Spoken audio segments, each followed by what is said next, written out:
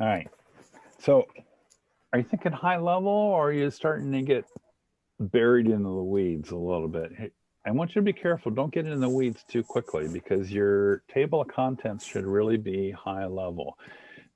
So here are high level things that I would like you to consider. Operations. That's that might be higher level than you were thinking. You might have been digging down a little bit deeper. And so it's okay to have two different levels of organization in your table of contents. How about staff management? Student issues, that could be a broad topic. Field trips, that's probably a big thing for everybody. Um, Emergencies, and again, this could be a separate handbook or it could be part of this. How about your ideas? Anybody think of something that you would add to this? Go ahead and turn your mic on and speak up. I'm eager to hear your input. I guess this is Andreas. I'm working on mine is sort of a skeleton, and you're right, it is in a Google Doc, so super simple to kind of disseminate and keep up to date. But one of the things that struck me when I started working on it was I not only need a section for the drivers, but I'm also building sort of an administrative side for whoever's the supervisor, TA physicals, T2, T1, payroll, recertification, data record checks, like how is that done? Because again, I want someone to be able to say or access this and see how to do, whatever, pull a report in SFPS, which is, 10,004 steps, and hopefully the internet doesn't break. I like that. So I have kind of two. I have one that's like, I would think it would fit in like operations. And then I have one that I'm calling administrative. It's all the same document, but. Yep. Great idea. Anybody else? Tracy at Twinsburg here. We currently have a driver handbook, but I started an office handbook.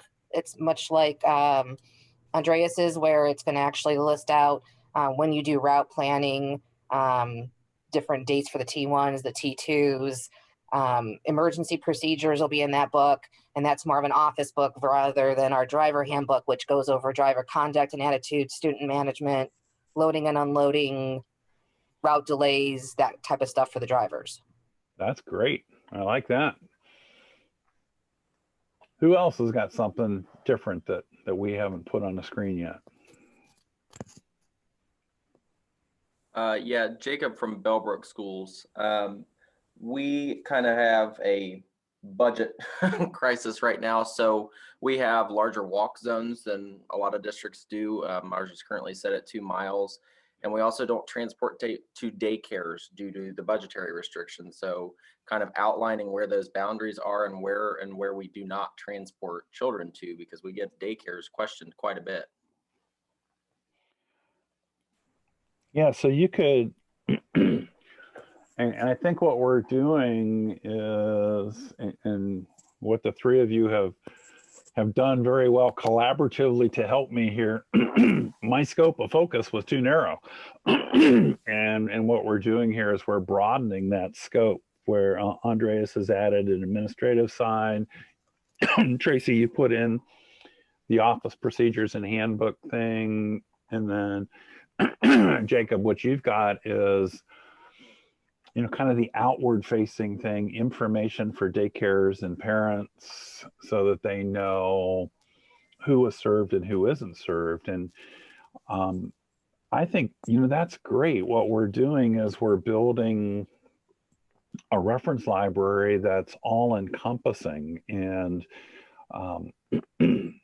maybe you as an individual want to focus on one of those first, and then you expand it. If you already have a driver's handbook, then you can expand that. And, I'm sure Andreas could build this in a Google Docs thing that depending on who logs in, you get to see different parts of it, right? Or maybe everybody sees everything. Great ideas. Randy, you've got an idea. What do you want to say? I was just thinking along that line. For example, with our drivers, we'd only have school bus drivers. We also have my van drivers, or our van fleet. Consider creating volumes so that whenever it's necessary to update handbooks, you're not updating the entire document or the entire handbook. Rather, you're updating a particular section of it in a volume classification to where, okay, the van drivers get the van driver portion, but maybe the school bus drivers don't.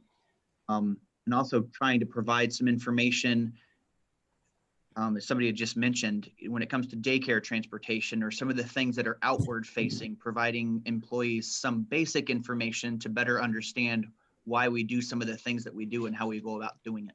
Yeah, that's a great idea. This whole notion of volumes, I think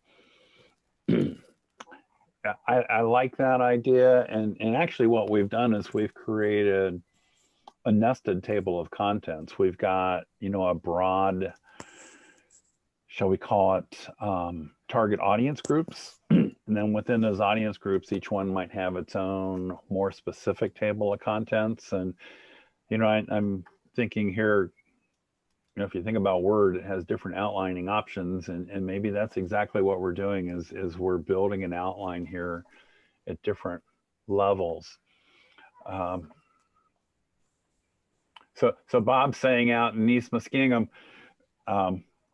you did a handbook, but already need to update it. And your point there is exactly on target. And I speak also from personal experience here, is that, and I was with a number of districts as a transportation director, like many of you are, before I went to work for the state, and then ultimately now work for OSBA as a consultant, is that if you make these things part of a bargained agreement, I guarantee you, and Bob, you'll be a witness to that.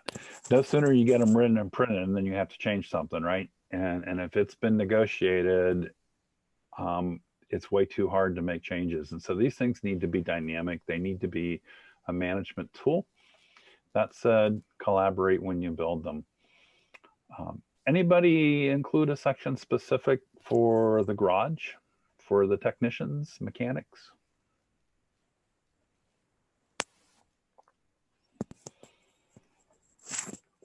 I could see that being a part of this also. All right, so let me give you the next pencil and paper skill here.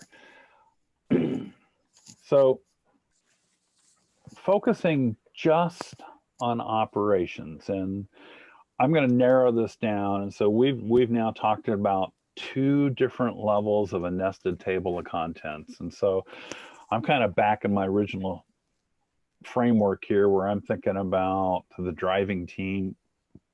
Randy, I think this could include your van drivers. You might need a carve out section for the van drivers, or maybe you can merge it in there.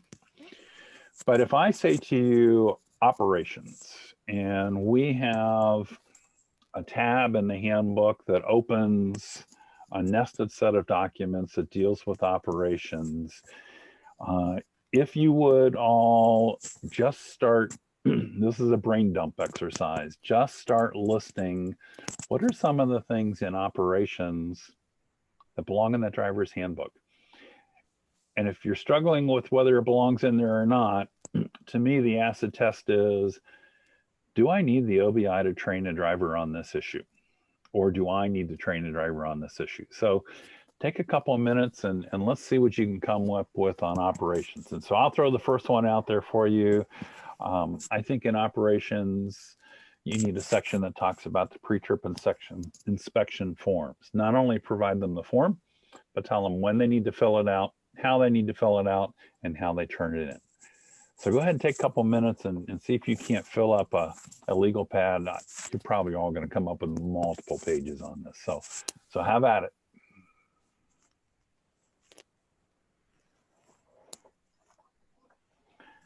All right, let's hear from the gang. What kind of ideas did you come up with? Just throw them out there.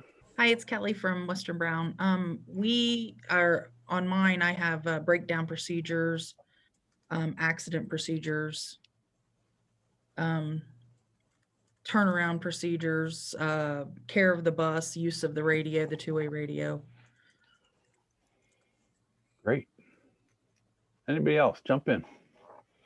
I've got time clock procedures, compound traffic flow, building access, location of fluids as far as oil, coolant, et cetera, fuel island operations, accessing fuel.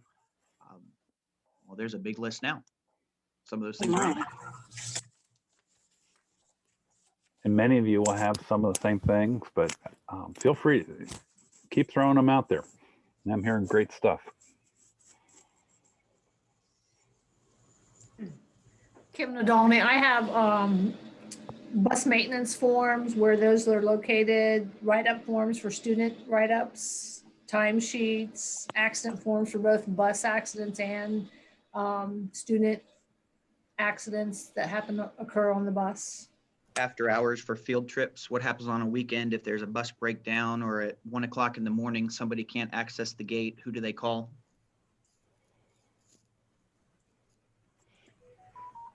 I had added in procedures for delays and inclement weather. Great. See, Red light violations. yeah. So let me back up a screen here just a second. As you think through these ideas, if you think, maybe I missed a broad topic, there's nothing wrong with going backwards a step and saying, I need another broad topic in there. I think that, and operations is really the big one, right? That's the one that you could say covers everything we do. But for the sake of creating a navigable document, I think it's helpful to lump these into things that kind of taste the same. And so you might want to not use the word operations. Maybe you want to put something in there that says daily procedures. Randy, you threw out some things on field trips, and in my mind, and this is what I did in my districts, is I had a separate section just for field trips. And this is an iterative process. And so as you think through these things, and some of the things these all come from previous classes. Some of these ideas we may want to break down into another topic. Let's try another one. One of the broad topics that I had on my initial list was staff management issues. And so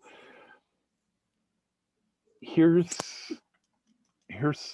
just to help you going down the road that I'm going down on this. If you have a computer in the office, here's how staff get to use that. Maybe you want something in here about what's acceptable social media posting or not. What kind of staff-student relationships are okay, and where do we get uncomfortable and say don't cross the line? So and some things may fit in a number of topics, but take a minute here and start thinking about some of the things that would work for you folks. Somebody has asked, will the handout with all these slides be available? Absolutely. As soon as we're done with class today, I'm going to repost the PowerPoint. And so the PowerPoint with all these notes filled in will be up there. So let's hear from the group. What kinds of staff management things would you like to see on a list in a handbook for your department? Hygiene. That's a good one. I think sometimes when you're looking at call-off procedures, also the return to work procedure, especially if it's been an extended leave, what has to happen? Yeah, oh, that's a really good one.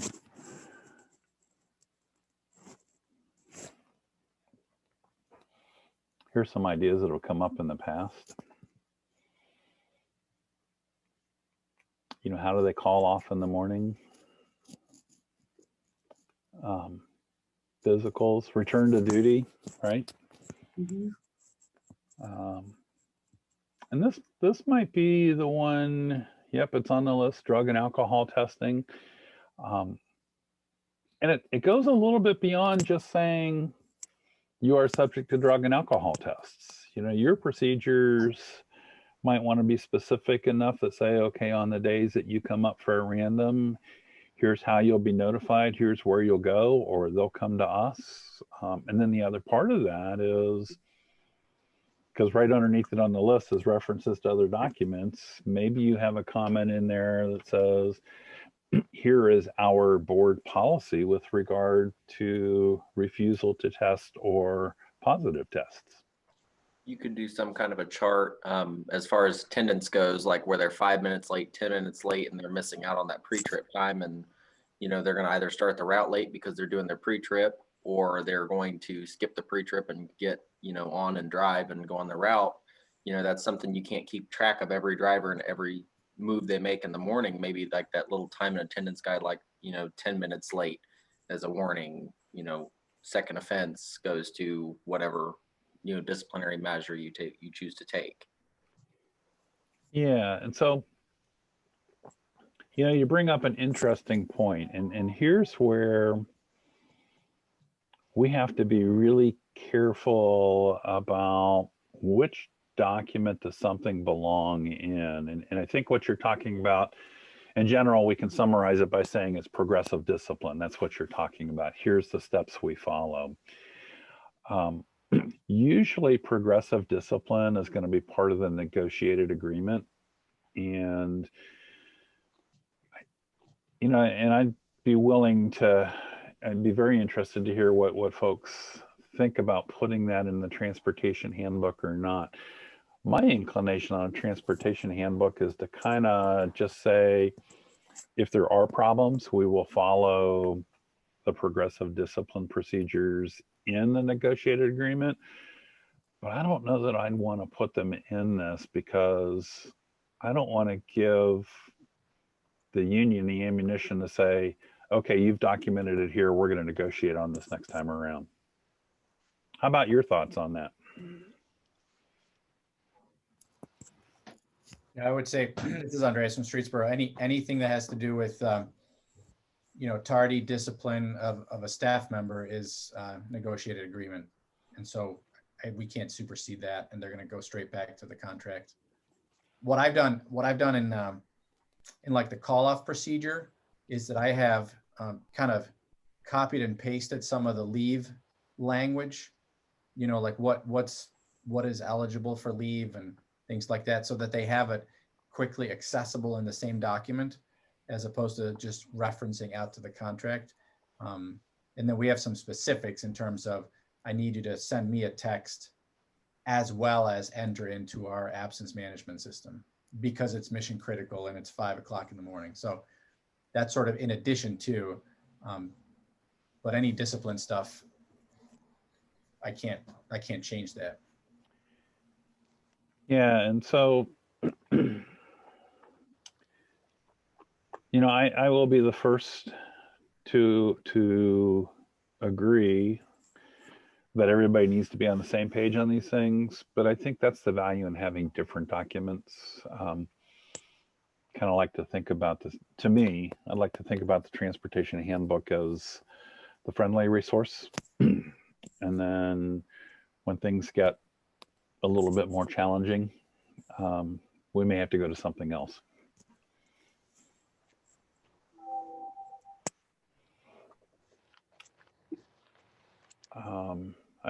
There's some nice ones here in the chat box. Pre-service class procedures, driver's license renewal. That's a really good one. You know, in this time of this pandemic, maybe here's where we have things about mask use. Self-testing, if your district has implemented that before employees come to work for the day. Lori's got a great one on put some documentation in here about how and when drivers receive driving evaluations. And so that doesn't, you know, that's an interesting concept. Drivers probably feel threatened if you say to them, well, I'm going to ride with you today. And maybe we need to work on the perception of that. Maybe that shouldn't be a threatening thing. Maybe that should be a constructive thing. That's an opportunity for them to have one-on-one time with you. Yeah, you're watching them, but they also have an opportunity to interact with you, and they don't have to worry about the stigma of walking into your office to have a conversation with everybody else watching them do that from the driver's room. So, you know, I think having the evaluation process documented here. Also, some districts have a process where the OBIs ride with their drivers on a periodic basis. So here's the place where you could put that. All right, let's try another one here. Student issues, and maybe issues isn't such a good word. Maybe you want to call it something else. Just a couple of ideas to get you started here. Maybe here's where you put the write-up procedures, or how, yeah, I like that, Tracy. Student management might be a whole better idea, or maybe it should be student relations or something like that. Issues has connotations, but here's where you could put, okay, here's our district procedure if you get to a drop-off and it's a kindergartner and mom's not there. Well, that's even better yet, expectations, Teresa. That's a great idea. What are some of the things you would like to list on this page for your district? I'll give you a minute and then I'll throw up the ideas I've gotten from other classes. All right, ideas. I'm seeing some great ones on the chat box here. Wheelchair lift procedures, place of safety. Oh, that is so important. Protected information, that's a good one. And so remember, in the context of, and I narrowed this down, a number of you said, well, we should have another section of this that goes out to the public, but this is for drivers. So in that context, letting the drivers know what information is protected and can be shared and cannot be shared. Maybe something that has how you can help them with evacuations, with assigning those positions. Yeah, that'd be a great thing for here.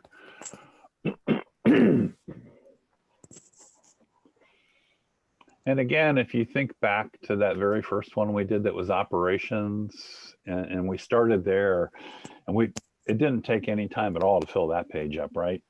But maybe we make that list shorter by grouping some of these things in the different places, like student issues, and then it makes it easier to find them when you're looking them up in your book.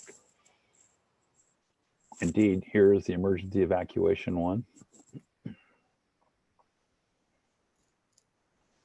To kind of go along with drop off, like, you know, procedural stuff, make sure that they have the speech and the procedure in there listed for crossing a student. Having that speech from your pre-trip would be pretty helpful, I think. Yep, great idea.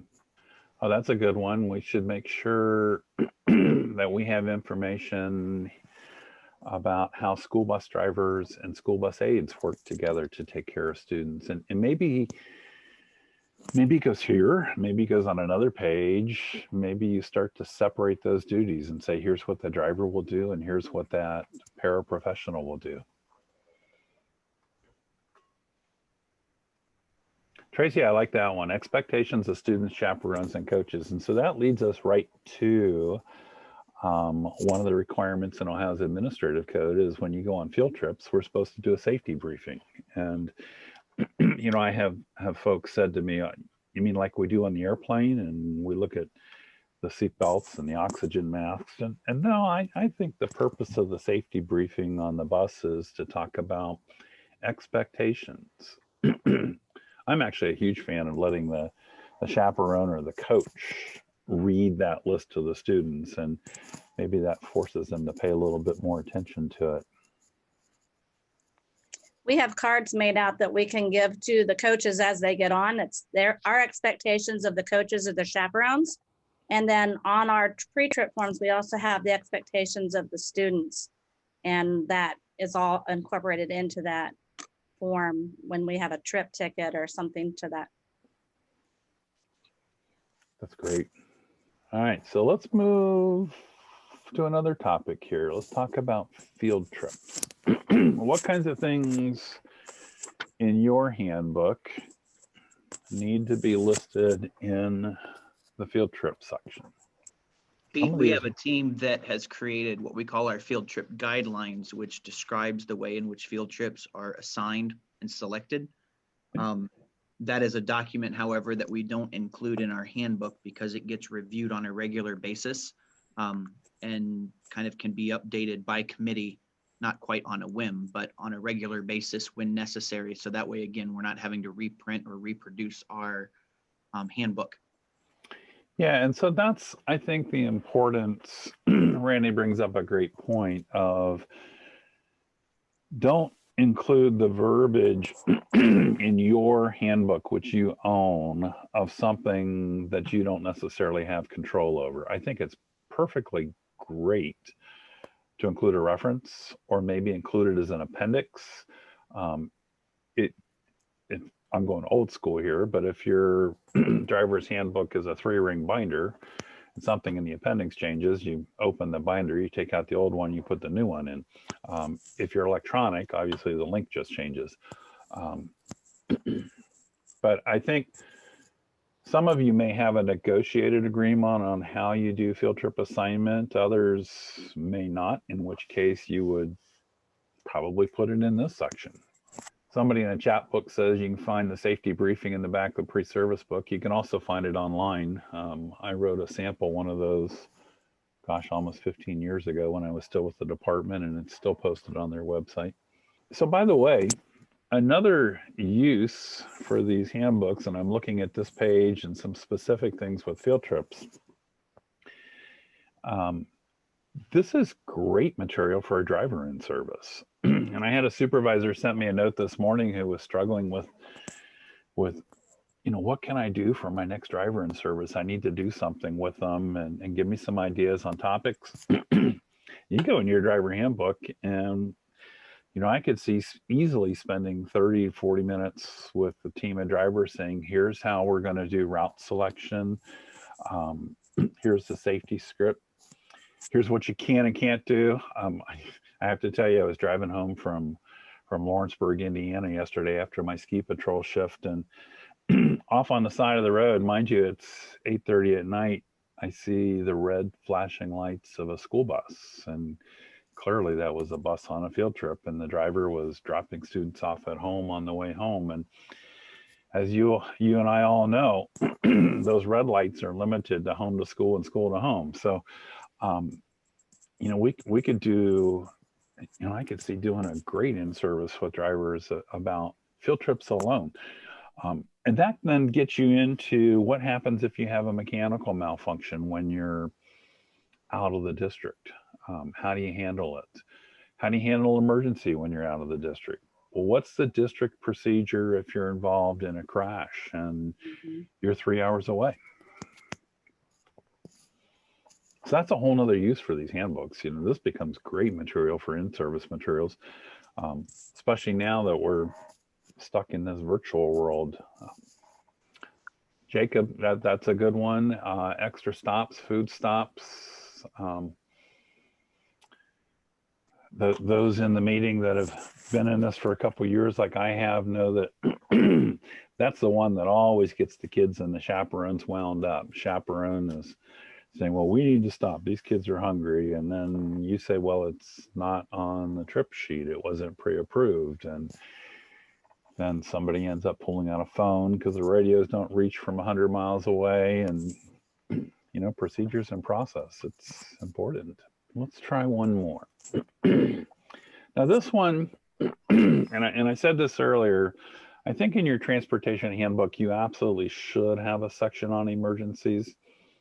But I don't think this is the tool to go in depth in it. I'd really like to see each one of our districts have their own dedicated emergency procedures manuals. Your districts do. And one of the things we talk about in our emergency management class for transportation is that transportation and district have to be integrated when we're talking about emergencies. But there are so many things that can happen in transportation that are unique, that it really I think it deserves its own attention. But if you don't have that in place, it's okay to start here.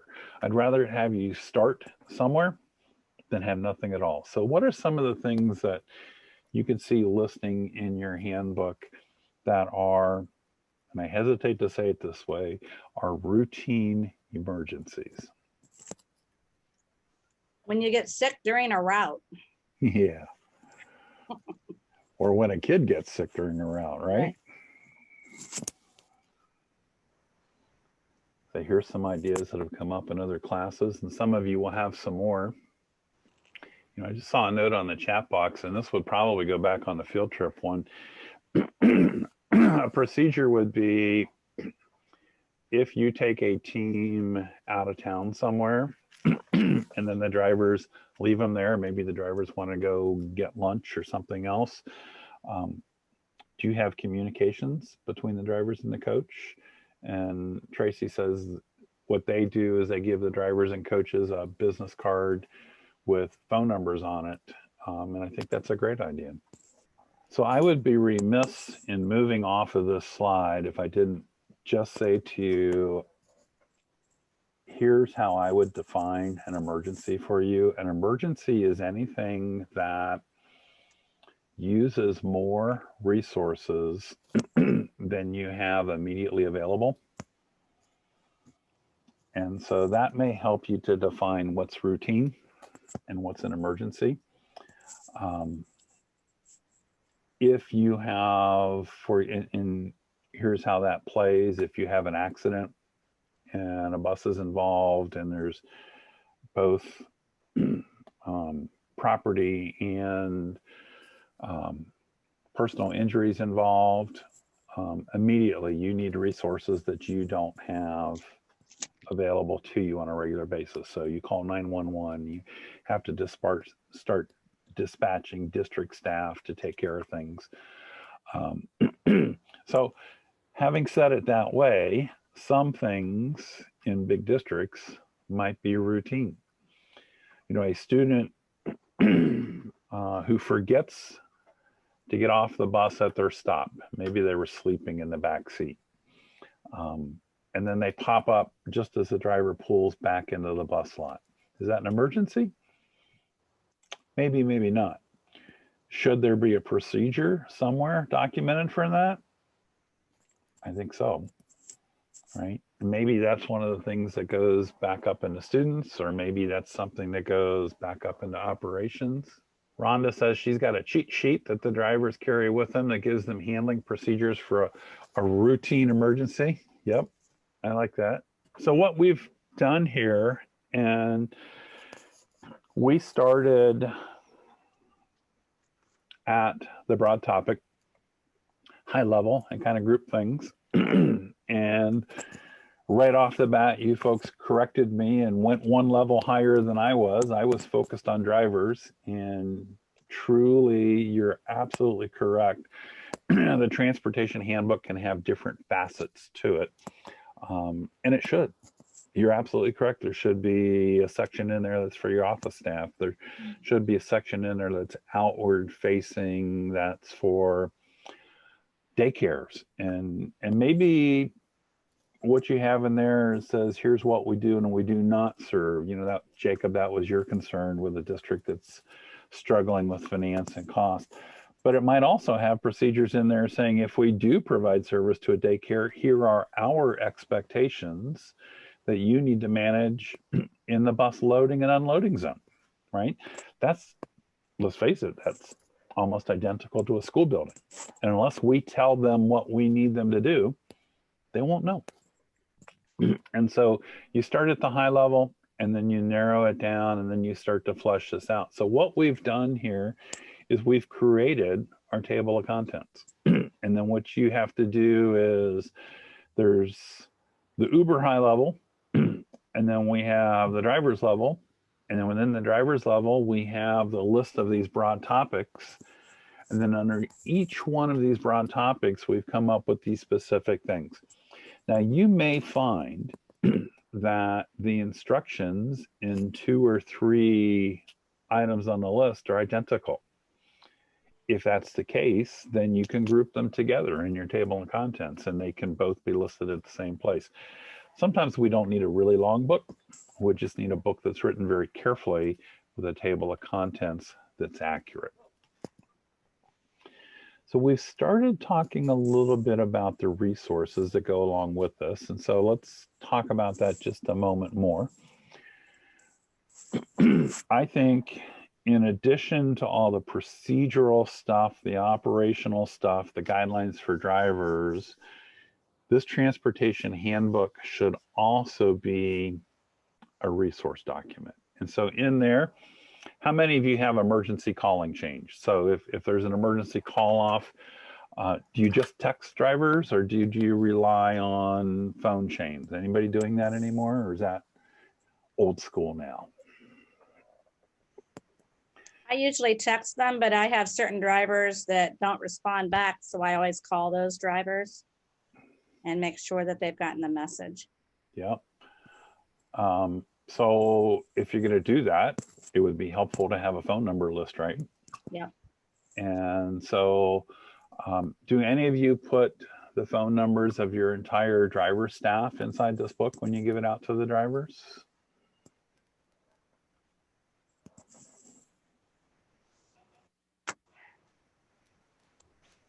I always did. And maybe some folks say, well, we don't want to do that because it's a privacy thing. But I always thought it was helpful for the drivers to be able to communicate with each other. You might want to put the district student discipline policies inside here in your handbook as a resource. And maybe yours are also printed in your student handbooks at the buildings, in which case you could put your high school policy and your middle school policy, and they'd all be here in a handy place. Insurance resources. There's two ways to think of that. I was not so much thinking of the emergency forms that you put on the bus, but this might be a place to let your drivers know, here are the insurance resources that we have for you. So this is more personnel related. We do that at OSBA. We have a staff handbook there, like most of you probably do. And inside there, it says, well, here's our insurance agent. Here's who we call for questions about health or dental or life insurance. You know, all the kinds of AAA questions that you get as a supervisor. You say, I don't know, go look it up. Well, it'd be just as easy to say to them, well, they're all documented in the transportation handbook. And so you can put them all in there, and who knows, it might even help you when you need to look it up, right? All right. And then forms. Do any of you put forms in your handbook? Andreas, I'll bet you anything that you do, right? You probably have every form in the district available online for your drivers.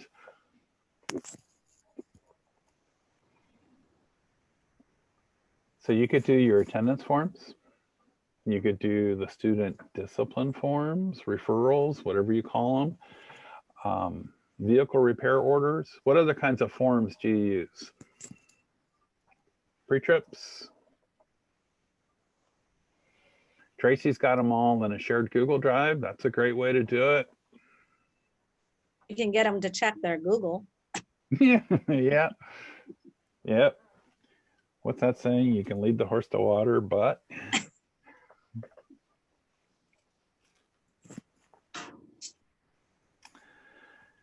So maybe your appendix has got a couple parts. Maybe there's a forms library in there, and whether, again, it's paper or online. And then we were talking in this slide about resource lists. And then now we need to talk about the resource documents. And so for me, the resource documents that I want the drivers to have access to are the operation and safety rules, certain sections of the revised code. Now you could say, well, the drivers already get that in pre-service. Well, okay, that's every 6 years.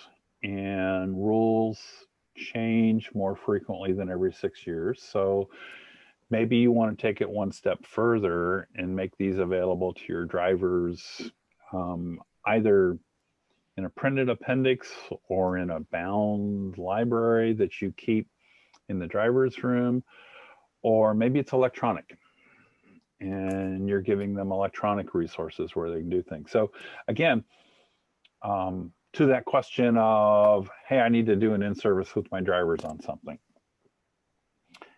I think a great in-service with the drivers would be to go through some of the changes in the operation and safety rules. And maybe you want to focus some time talking about the elements of student management that are in Rule 8 that says, okay, here are the state guidelines, but actually what that rule says is every district should adopt their own rules that incorporate the following things.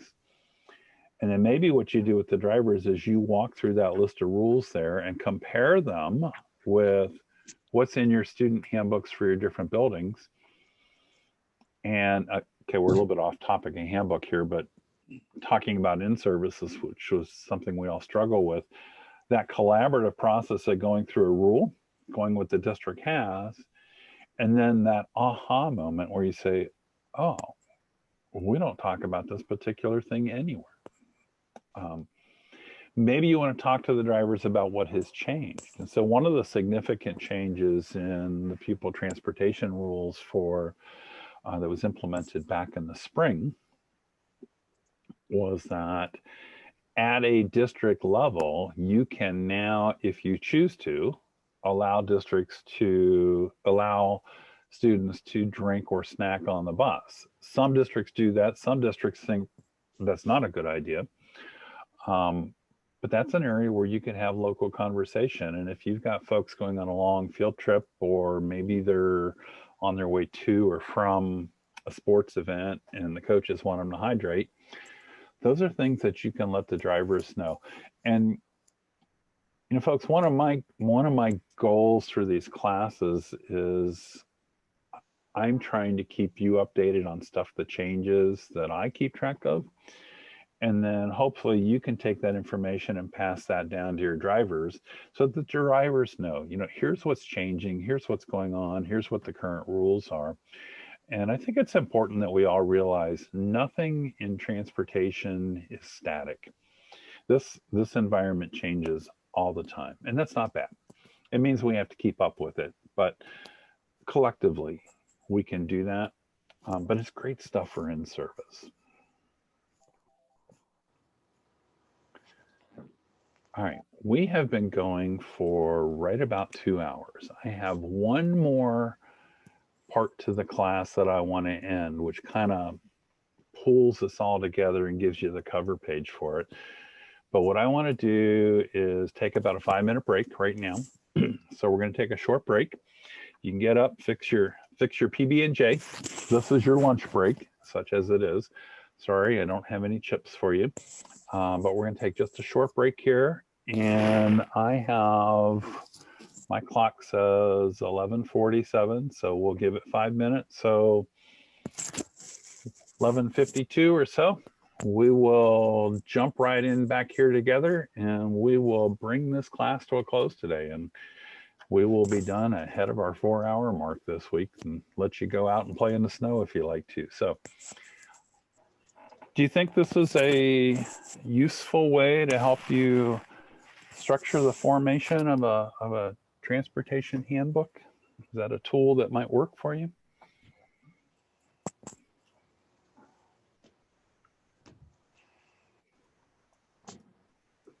This is great. I think for me, this is Andreas again. I just time.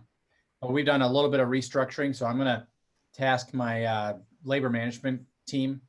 You know, so that's a couple of the drivers that are part of that to go to work on some of the sections. It's all in a Google Doc, so I'll just give them suggestion or sort of commenting rights, and then we can work together and just do sections at a time.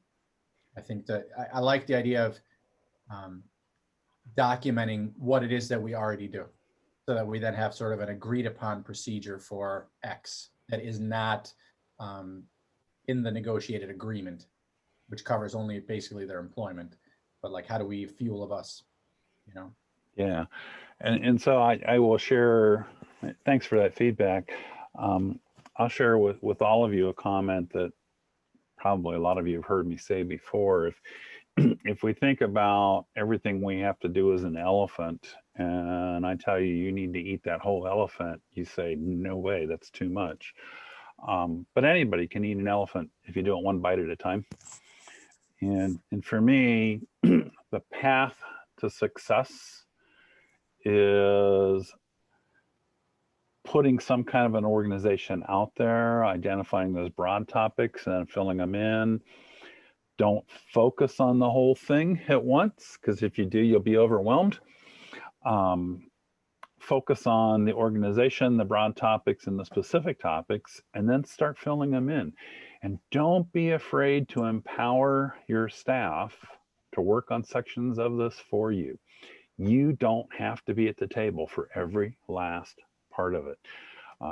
Andres is exactly on target for all of you. The challenge is time, and transportation is a 24/7 job. And then for those of you that have other duties in the district in addition to transportation, the question becomes, oh my gosh, how do we fit it into the day? Some of you have more time this year than others if you've been on a hybrid schedule, but now that we're all going back to fully open, we're going to get back to status quo, and all that stuff that we were getting done in the last couple of months, all of a sudden it's going to be hard to get it done. So